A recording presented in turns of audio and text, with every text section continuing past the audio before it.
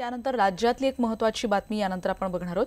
देशातली एक आत्ताची सगळ्यात महत्त्वाची बातमी आहेच, पण राज्यातल्या राजकारणासंदर्भातली महत्त्वाची बातमी अशी की भाजप आणि शिवसेनेच्या युतीची आज अधिकृत घोषणा होणार आहे। शिवसेना खासदार संजय राऊत यांनीच काही वेळापूर्वी ही माहिती दिली आहे। भाजप अध्यक्ष अमित शहा आणि मुख्यमंत्री देवेंद्र फडणवीस आज संध्याकाळी मातोश्री या निवासस्थानी जाणार आहेत ठाकरेंच्या आणि तिथे उद्धव ठाकरेंची चर्चा झाल्यानंतर हे दोन्ही नेते पत्रकार घोषणा करतील असंही संजय राऊत सांगितलंय। राऊत साहेब, उद्धव ठाकरे आणि अमित शहा यांची भेट आज अपेक्षित मानली जाते। युतीचा फॉर्म्युला नक्की झालेला आहे। अमित शहा मातोश्रीवर येण्याची शक्यता वगैरे सगळ्या बातम्या शक्यता नाही, येणार आहे। संध्याकाळी पोहोचतील मुख्यमंत्र्यांबरोबर, ते मातोश्रीवर जातील, चर्चा होईल ना तिकडे आणि त्यानंतर पत्रकार परिषद घेतील आणि तुमच्या मनातले जे काही प्रश्न आहेत त्याला उत्तरं पटापट मिळून जातील। फॉर्म्युला जो आहे, जो शिवसेनेचा फॉर्म्युला आहे, त्याच्यावर चर्चा झाली। त्या संदर्भात स्वतः दोन राष्ट्रीय पक्षाचे अध्यक्ष एकत्र येऊनच बोलतील आणि या संदर्भात आपण अधिक बोलणार आहोत। आमचे प्रतिनिधी उदय जाधव आता आपल्या सोबत आहेत, त्याचबरोबर विवेक कुलकर्णी देखील आपल्या सोबत आहेत। उदयकडे आपण पहिल्यांदा जाणार आहोत। उदय, खऱ्या अर्थाने युतीवर शिक्कामोर्तब म्हणायचं? अगदी बरोबर आहे। याआधीच अनेक बातम्या आलेल्या सूत्रांकडनं की युतीवरती शिक्कामोर्तब झाले, मात्र अधिकृत शिक्कामोर्तब जे आहे ते आज संध्याकाळी होणार आहे। भाजपचे राष्ट्रीय अध्यक्ष अमित शहा सध्या जयपूरमध्ये, राजस्थानमध्ये त्यांचा दौरा सुरू आहे। त्यानंतर ते थोड्याच वेळात तिकडनं विमान आणि मुंबई विमानतळावरती येणार आहेत। बरोबर 4:30च्या सुमारास ते मुंबईत दाखल होते। त्यानंतर 5:45ला मातोश्रीवरती येतील आणि 5 ते 6 ते शिवसेना पक्षप्रमुख उद्धव ठाकरे यांच्याशी मातोश्रीवरती येऊन चर्चा करतील। त्यावेळेला त्यांच्यासोबत मुख्यमंत्री देवेंद्र फडणवीस हे देखील उपस्थित असणार आहेत आणि या चर्चेमध्ये प्रामुख्याने लोकसभा आणि विधानसभा निवडणुकीतल्या जागा वाटपांवरती चर्चा होणार आहे। त्याचबरोबर महाराष्ट्रातल्या शेतकऱ्यांचे जे गंभीर प्रश्न आहेत त्या गंभीर प्रश्नांवरती देखील चर्चा होणार आहे। कर्जमुक्ती संदर्भात असतील किंवा दुष्काळग्रस्त भागामध्ये तात्काळ उपाययोजना ज्या करायच्या आहेत त्यांची अंमलबजावणीवरती तात्काळ करावी अशी मागणी थेट उद्धव ठाकरे यांनी केलेली आहे। या 3-4 अटींवरतीच ही युती जी आहे ती ठरलेली आहे, त्यावरती आज शिक्कामोर्तब होणार आहे।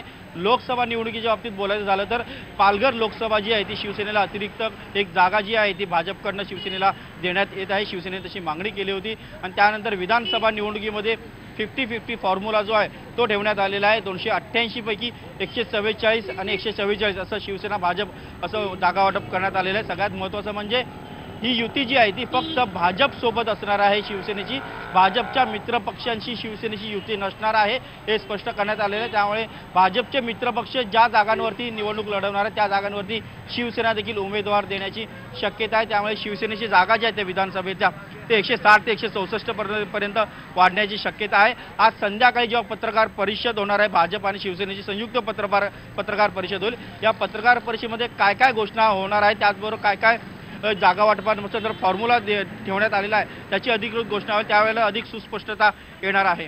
रेणुका, निश्चितच आपण थेट जाणार आहोत। विवेक कुलकर्णी देखील आता आपल्या सोबत आहेत। विवेक, जसं उदय म्हणतोय की त्याप्रमाणे आज पत्रकार परिषद होते, आपण असं म्हणू शकतो की आज ट्रेलर आहे, पिक्चर अभी बाकी आहे? अतिशय महत्त्वपूर्ण घोषणा युतीच्या संदर्भानं आज होणार आहे। भारतीय जनता पक्षाचे अध्यक्ष अमित शहा, मुख्यमंत्री देवेंद्र फडणवीस हे शिवसेना पक्षप्रमुख उद्धव ठाकरे यांच्यासोबत एक पत्रकार परिषद घेतील आणि त्यात युतीची घोषणा करण्यात येईल। आपल्याला माहिती की गेल्या अनेक दिवसांपासून ह्या दोन्ही पक्षांमध्ये युती संदर्भात चर्चा सुरू होती, मात्र नेमका कुठला फॉर्म्युला हा अंतिम फॉर्म्युला आहे याविषयी लोकांच्या मनात उत्सुकता होती। त्याची घोषणा देखील ह्या पत्रकार परिषदेत करण्यात येईल। गेल्या काही दिवसांपासून पक्षाध्यक्ष अमित शहा यांनी युतीची चर्चा ही लवकरात लवकर करण्यात यावी असा आग्रह धरलेला होता आणि त्याच्यानुसार मुख्यमंत्री देवेंद्र फडणवीस हे मातोश्रीवर गेलेले होते आणि त्यानंतर जागा वाटपाला अंतिम स्वरूप देण्यात आलं। त्याचबरोबर शिवसेना देखील अनेक दिवसांपासून भारतीय जनता पक्षावर टीका करून आपली बार्गेनिंग पॉवर वाढवत होती। त्यानंतर आता हा एक शेवटचा फॉर्म्युला तयार करण्यात आलेला आहे। 50-50चा हा फॉर्म्युला असणार आहे आणि त्यातून ही युती साकार होती आहे। दोन्ही पक्षांना प्रचाराला पुरेसा वेळ मिळावा म्हणूनच निवडणूक जाहीर होण्यापूर्वी, आचारसंहिता लागण्यापूर्वी या युतीची घोषणा केली जाते आणि संध्याकाळी 6 वाजता या संदर्भातली अधिकृत घोषणा केली जाईल। निश्चितच धन्यवाद विवेक आणि धन्यवाद उदय देखील। आपण बघतोय युतीच्या दृष्टीने आजचा दिवस महत्त्वाचा आहे कारण संध्याकाळी 6 वाजता ही एक महत्त्वाची पत्रकार परिषद पार पडेल। पण याच सगळ्यावर राष्ट्रवादी काँग्रेसचे प्रवक्ते नवाब मलिक यांनी काय टीका केली आहे ती देखील ऐकूयात। 14 तारखेला मातोश्रीवर मुख्यमंत्री सोबत जागा वाटपची चर्चा म्हणजे तुम्ही कुठले लोणी खात होते, आता जनतेला उत्तर अपेक्षित आहे. कालपर्यंत उद्धव ठाकरे सांगत होते चौकीदार चोर आहे, युती करण्यासाठी तयारी दाखवताय. मग तुम्ही चोरावर मोर आहात का? आपण बघतो एकीकडे युतीची घोषणा होणार आहे आणि विरोधकांनी केलेली टीका देखील आपण ऐकली. आणि पुढची बातमी आपण बघणार आहोत. राष्ट्रवादी काँग्रेसचे नेते अजित पवार यांनी पूनम महाजन यांच्यावर चांगली स्तोफ डागली. शरद पवार आणि प्रमोद महाजन यांच्यातले संबंध काय आणि आपली राजकीय कारकीर्द किती, आपण बोलतो किती याचं भान ठेवा, असा टोला त्यांनी पूनम महाजन यांना लगावलाय. आम्ही पातळी सोडत नाही, याचा अर्थ आम्ही काहीही सहन करू असा समजू नये, असाही इशारा पवार यांनी दिलाय. आपल्या वडिलांचे पवार साहेबांचे कसे संबंध होते? पवार साहेबांना पार इतिहासामधले शकुनी मामाची उपमा द्यायला निघाले. अरे तुमची अवकात काय? आपण कुणाबद्दल बोलतोय?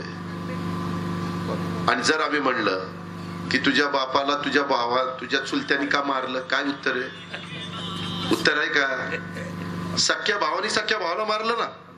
मग हे महाभारत कसं घडलं? ज्या गावच्या बोरे असतात त्याच गावच्या बाबळी पण असतात. आता काँग्रेसच्या गोटातली बातमी आपण बघणार आहोत. काँग्रेसच्या उमेदवारांच्या नावावर आता शिक्कामोर्तब होण्याच्या प्रक्रियेला एकीकडे सुरुवात झालेली आहे आणि याच पार्श्वभूमीवर दिल्लीमध्ये 25 फेब्रुवारीपासून स्क्रीनिंग कमिटीच्या बैठकांना सुरुवात होईल. त्याआधी महाराष्ट्रातल्या उमेदवारांची नावं निश्चित करण्याचं काम आता अंतिम टप्प्यात आलंय, अशी माहिती कळते. ज्यामध्ये मुंबईतल्या 5 उमेदवारांची नावं निश्चित झाली आहेत, ज्याच्यामध्ये दक्षिण मुंबईतून मिलिंद देवरा, उत्तर पश्चिम मतदारसंघातून संजय निरुपम आणि उत्तर मध्य मुंबईतून प्रिया दत्त यांच्या नावाला पसंती असल्याची माहिती कळते. दरम्यान नगमा आणि शिल्पा शिंदे यांच्यानंतर आणखी एक कलाकार आता राजकारणात येते आहे. आसावरी जोशी आता काँग्रेस पक्षात प्रवेश करणार आहेत. संजय निरुपम यांच्या उपस्थितीत त्या काँग्रेसमध्ये प्रवेश करणार असल्याची माहिती कळते.